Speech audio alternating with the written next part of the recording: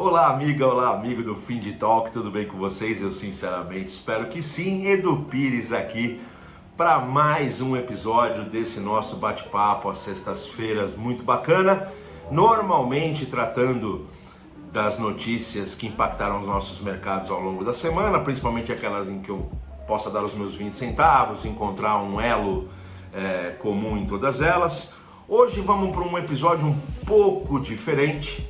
Nós tivemos ontem um episódio do Ultra Talks, a nossa live, o nosso podcast mensal, com a presença do ilustre professor Rogério Mori, titular de Economia da FGV, que apresentou um painel macroeconômico, como está o mundo, como está o Brasil do ponto de vista econômico e a ligação dessa situação macroeconômica com os nossos negócios, com os nossos mercados, com oportunidades e riscos para os nossos mercados. Esse papo foi bastante interessante, ele se conecta com algumas notícias que a gente teve ao longo da semana e eu vou falar para vocês desse fio condutor, desse fio comum entre as mais diversas coisas. Na terça-feira, na CoinNext, ela apresentou uma análise das mais promissoras criptos para investir em 2025, através do seu analista Taiman Demaman, para além do Bitcoin a 76 mil dólares, né, motivado pela eleição do Trump. Para além disso, a gente tem uma série de outras indicações de cripto para investir. A CoinNext falou claramente da Ethereum, né, o ETH, que hoje tem mais de 320 bilhões de dólares de market cap, é a segunda maior em termos de capitalização de mercado, só perdendo para os incríveis 1,5 tri de dólar do Bitcoin.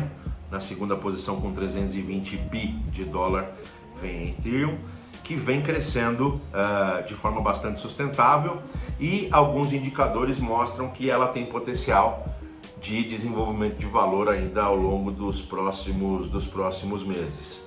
A gente tem tido notícias muito interessantes para esse mercado. No início do ano, a SEC, a CVM americana, aprovou os primeiros ETFs de Bitcoin e de Ethereum, né?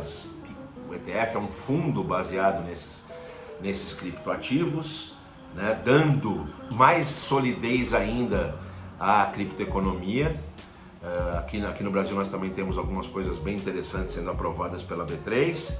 Então eles falaram do Ethereum, falaram da Solana, do Uniswap, da Toncoin e da Chainlink, né? Criptomoedas para ficar de olho aí nos próximos meses. Vale você colocar elas no radar para fazer com que elas venham a compor aí a sua cesta de investimentos. No mesmo dia, na terça-feira, a gente olhou para as 10 obras essenciais para investimentos. No dia do livro, surgiu uma lista das 10 obras essenciais para investimentos, e o que me chamou a atenção foi o 8º lugar, a obra A Lógica do Cisne Negro, do filósofo Nassim Nicholas Taleb, que não é um livro de investimentos. Essa é a parte interessante, ele não é um livro de investimentos, é um livro que trata de como os eventos inesperados impactam as histórias, a vida e por obviedade impactam os investimentos, né? Investimento é a ciência do risco e da recompensa, e nem sempre uma modelagem, por mais campeã que seja, capaz de neutralizar todos os riscos, porque, como apresenta muito claramente essa obra, aliás, se você não leu ainda, não teve a oportunidade de ler A Lógica do Cisne Negro, de Nassim Nicholas Taleb, leia, faz muito sentido. E listado entre as obras mais importantes para investimento, não sendo uma obra que versa sobre investimento. Aquela coisa que falamos no último capítulo da série especial sobre o Drex, aquela coisa das humanidades se aproximando das decisões técnicas. Afinal de contas, o ser pessoal precede o ser profissional e não o contrário, não é mesmo? Uma outra notícia, essa da quarta-feira, que chamou bastante atenção: a Dinamarca, o país Dinamarca, foi o primeiro país do mundo a anunciar tributação de lucros não realizados de criptoativos. A Dinamarca apresentou uma reforma tributária, inseriu uma alíquota de 42% sobre ganho de capital de criptoativo. O que chocou todo mundo são dois aspectos dessa nova lei lá na Dinamarca. Esse imposto entra em vigor em 1º de janeiro de 2026, está dando um prazo para as pessoas se organizarem em torno do tema, né? Mas duas coisas chamaram a atenção. A primeira, o fato de eles colocarem imposto sobre ganho de capital, ainda que o investidor não tenha realizado lucro. Então, se na conta gráfica você teve ganho de capital, o impostão vai chegar e vai chegar a pesadíssimos 42% de alíquota. E o segundo ponto que chamou muito a atenção é que a lei, o arcabouço jurídico que define essa nova tributação na Dinamarca é retroativo.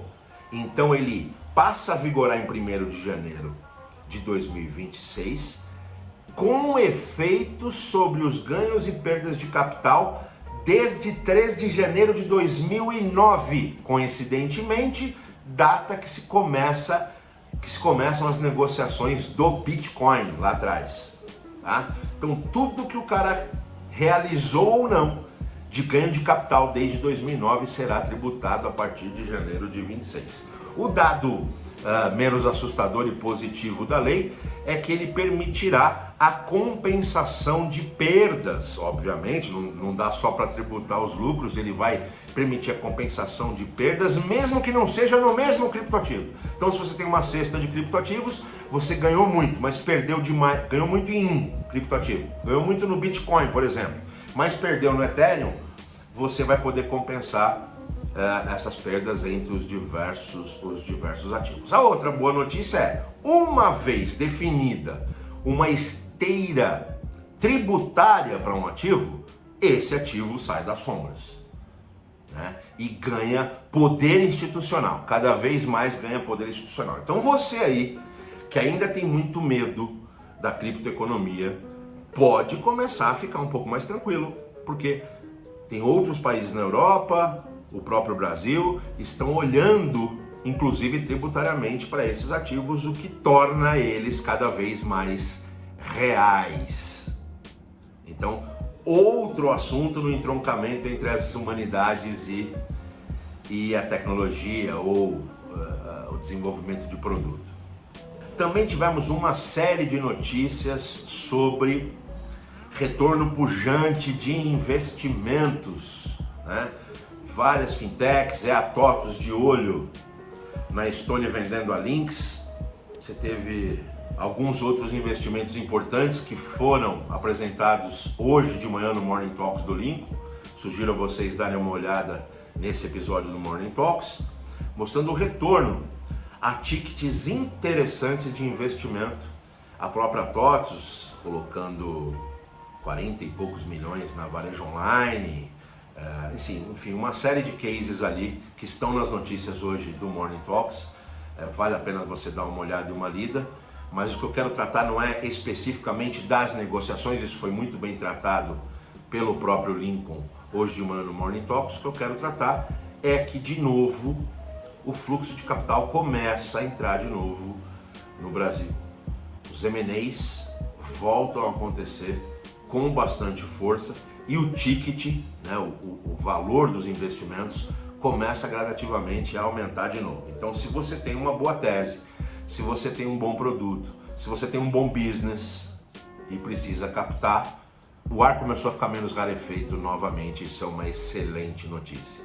A gente tem uma notícia também ao longo dessa semana da GS1, né, a instituição responsável pela criação e administração do QR Code e do código de barra. Lá atrás do código de barra, depois do QR Code, uma empresa sem fins lucrativos que normaliza essa tecnologia de identificação ao redor do mundo, lançando o Venture Capital no Brasil para investir em fintechs com soluções para o varejo. E como tudo isso conversa, como tudo isso se comunica com o episódio que tivemos ontem. Ontem a gente falou bastante sobre os indicadores econômicos, em linhas gerais, para você que perdeu de forma muito resumida, não com o brilhantismo do professor Rogério Mori, mas eu tentando aqui substituir o professor, o que a gente falou, que o cenário mundial está enfrentando uma certa tranquilidade. A gente tem crescimento consistente na economia americana, com o PIB projetando um aumento de 2,5%. A gente tem a China crescendo abaixo do que deveria, abaixo da sua meta de 5%, mas projetando um crescimento ainda assim grande de 4,7%. A gente tem a zona do euro, como sempre, a Europa sofre bastante para fazer crescer as suas já muito estabelecidas economias, então, mas ainda assim crescendo 0,7%. A gente tem um pequeno declínio provavelmente na economia japonesa, e o mundo na média crescendo cerca de 3%.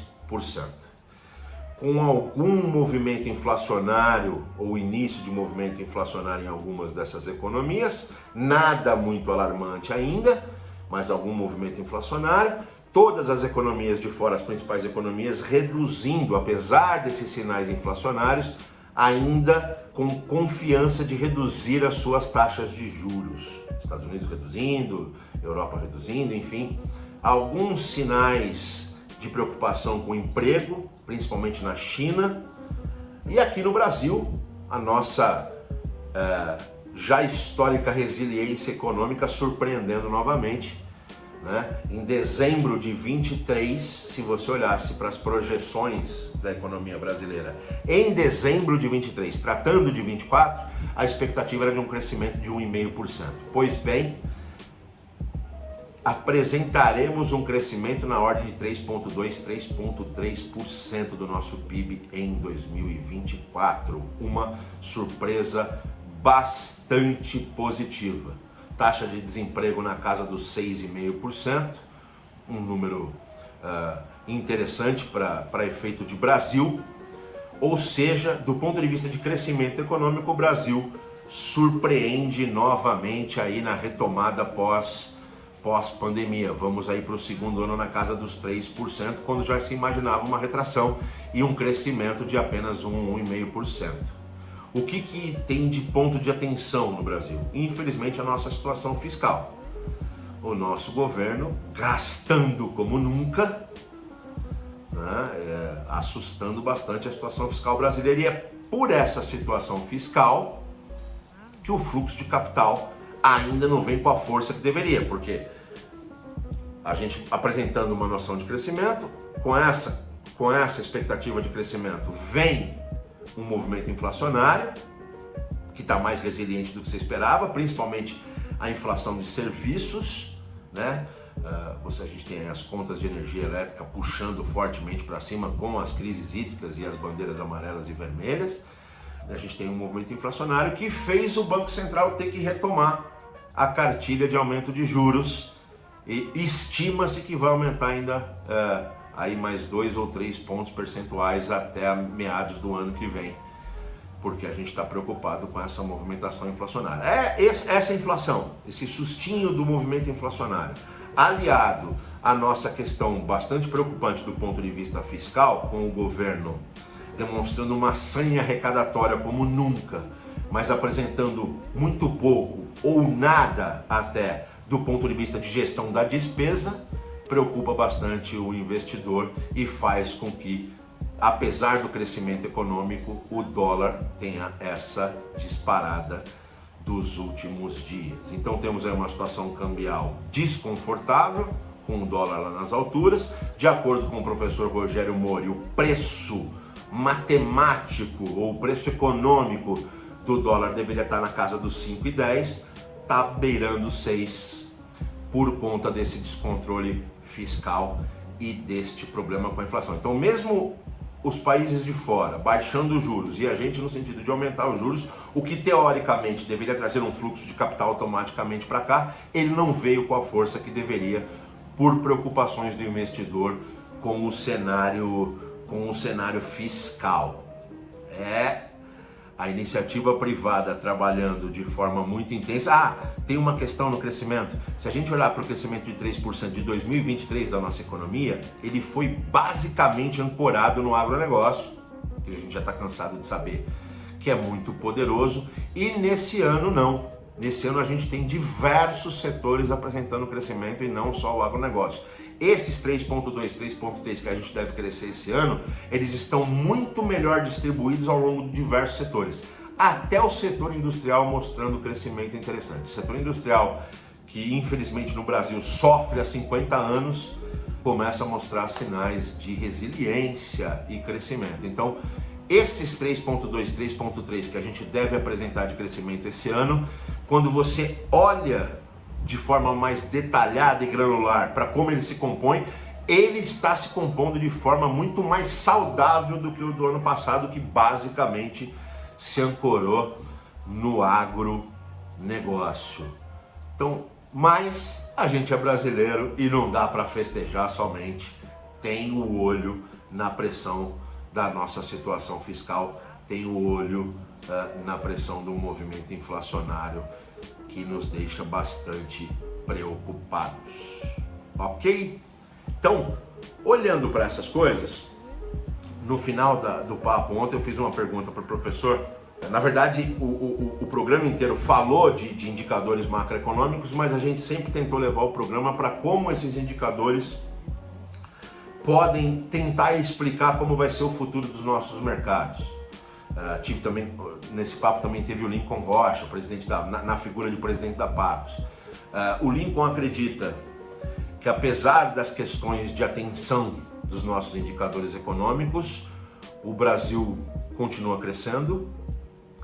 A América Latina lidera o número de fintechs no mundo, saiu de cerca de 5.500 fintechs em 2018 para quase 14, 15 mil fintechs agora em 2024, um crescimento de 23 para 24 de 12% nesse indicador de novas fintechs. A gente tem México e Colômbia, México, Colômbia e Chile, com um crescimento enorme. Esses países, do ponto de vista de tecnologia para pagamentos, eles estão um pouquinho atrás do Brasil, então muito do movimento que aconteceu de 2012 para cá no Brasil está acontecendo agora nesses países, e eles mostram curvas para cima. A curva do Brasil já deu uma equilibrada, já anda um pouco de lado, mas continua crescendo o número de fintechs. O Lincoln acha que 2025 vai ser sim um ano de movimento de consolidação, né, com alguns M&As, algumas fusões e aquisições acontecendo entre os players, mas o mercado continua bastante promissor, principalmente pela ocorrência da inovação, né? Principalmente por Drex chegando aí. Se você não assistiu a nossa série que terminou na semana retrasada em 3 episódios, acesse aqui no canal do YouTube, está aqui disponível para você, acesse aqui e vá olhar. Drex, inteligência artificial, trazendo muita novidade para a mesa, e isso vai mexer o caldo, e o nosso cenário de fintechs e de startups vai continuar bastante aquecido no ano que vem. Eu fiz uma pergunta para o professor da aproximação entre o nosso já pujante, vanguardista mercado de pagamentos e o mercado de energia elétrica. Muita coisa acontecendo na energia elétrica, a gente tem investimentos maciços na energia eólica, porque este nosso abençoado país tem perfil fenomenal para a energia eólica. Nós temos muito investimento migrando para a energia solar, principalmente com o arcabouço da GD, da geração distribuída. A gente tem a mudança na regulação, incorporando mais quase uma centena de unidades, uma centena de milhar de unidades consumidoras, mais de 100 mil unidades consumidoras no conceito do mercado livre de energia. Mas esse mercado que está tendo um fluxo de investimento bastante interessante, ainda padece de tecnologia interessante na hora de cobrar o serviço do usuário, né? Ainda depende das concessionárias essas que a gente tem visto aqui em São Paulo, que não prestam lá um grande serviço.